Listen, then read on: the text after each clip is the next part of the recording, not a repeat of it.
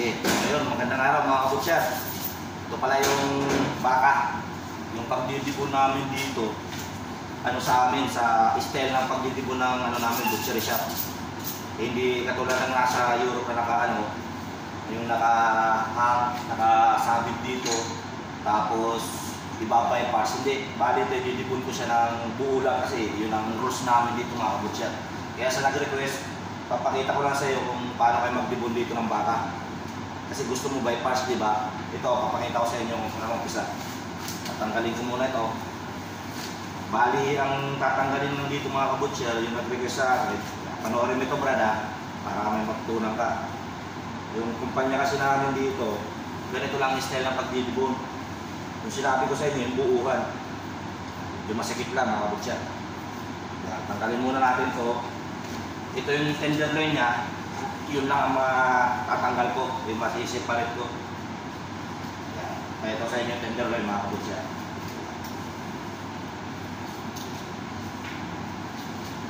Bali, yan ang parts na isiseparate ko.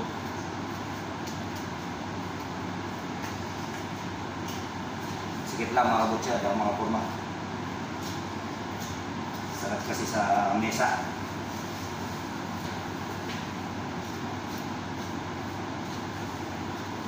Pakita ko sa inyo tender lang.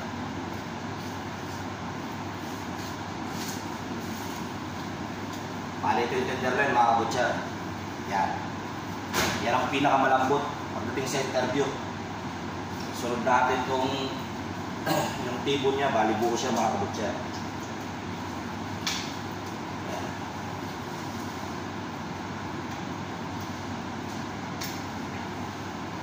Yung nadurog siya, gamitan ko ng panaga.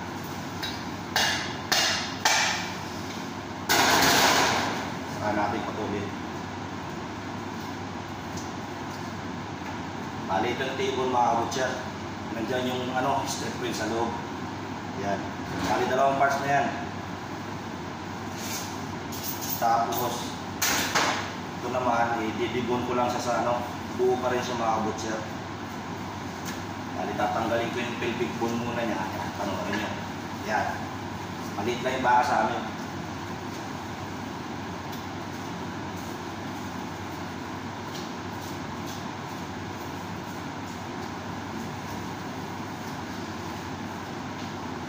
Kita nyo mga kabutsyar.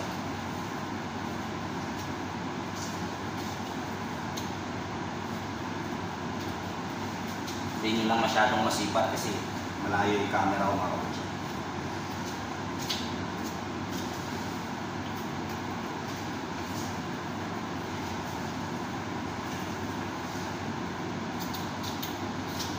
Pag once na kumalas ito, mabilis na ito matanggal mga kabutsyar. Malas na siya.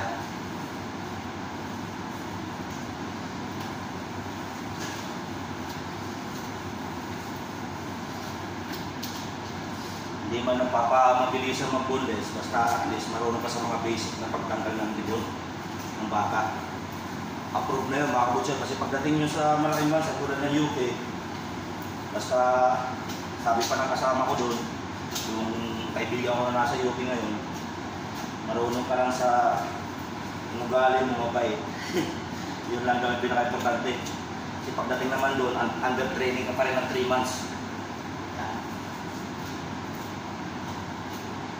Yung pinaka-dabis na talaga, yung marunong ka makikisama hanggang matuto ka.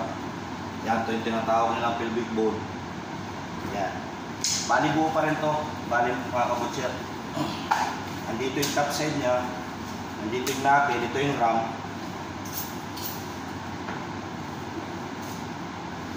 Bali, ito naman yung shank dito, pwede siyang boneless, siyang bone-in. Bali, tatanggalin ko yung buto niya. Ito yung shank boneless na siya.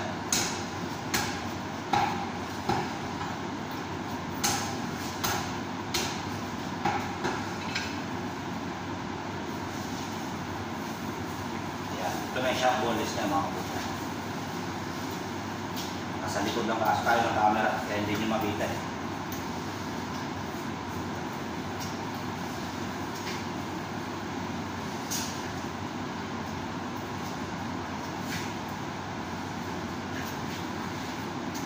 Bali, buo pa rin yung baka ang kalalabasan nito mga kabutsa.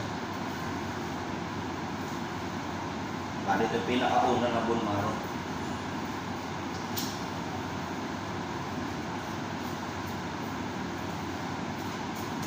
Ito yung pinakaunang bone marrow. Susunod na natin itong top side dito mga kabutsa.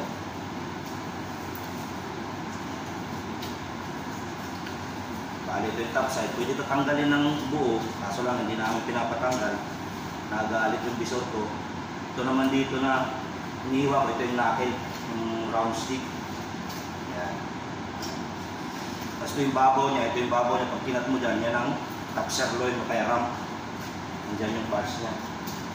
Kasi pinakailalim nito, yung ilalim nito ng top side, yung silver side tsaka kaya round mga kabutsa. Bali, totally libonin lang ito mga kabutsa.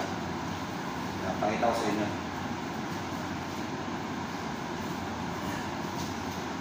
Yan. Bali, yung karne, kita niyo buo pa rin siya.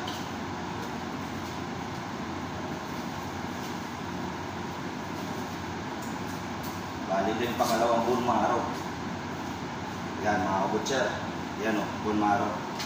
Bali, buo pa rin yung karne mga kabutsa. Yan.